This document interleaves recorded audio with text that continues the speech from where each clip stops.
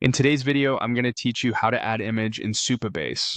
By the end, you'll know how to create a storage bucket, configure a few sensible restrictions, and upload an image either by dragging and dropping or using the upload button. First, head to the Supabase dashboard and open the projects area.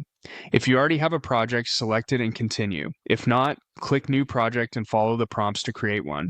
Give it a clear name so you can recognize it later, then open the project once it's ready. Inside your project, look for storage in the left sidebar.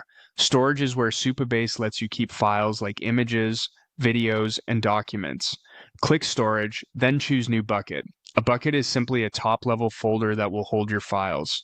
Enter a bucket name. Use lowercase letters, numbers, and dashes, and pick a name that reflects what you'll store, like images or user avatars.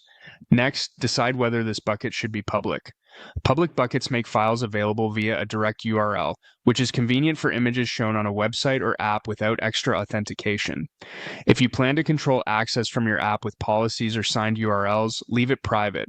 You can change this later if your needs evolve. Now, set optional restrictions to keep things clean and secure. Add a maximum file size to prevent oversized uploads. For example, limit images to a few megabytes to protect performance. If there's a minimum file size option, setting it slightly above 0 helps block empty or corrupted uploads. Then, restrict MIME types so only image formats are allowed. Common types include image/JPEG, image PNG, and image WebP. This reduces the chance of someone uploading unsupported files. When you're happy with the settings, click Create. You'll return to the storage view with your new bucket listed. Click the bucket to open it. From here, you can upload files in two ways. Either drag and drop your image directly into the bucket, or click the Upload File button at the top. Choose your image from your computer, then confirm to start the upload.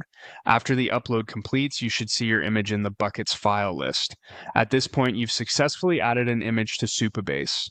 For neat organization, consider using folders within the bucket and stick to consistent file naming so your app can reference images reliably. If you made the bucket public, the image can be loaded by your app through its URL.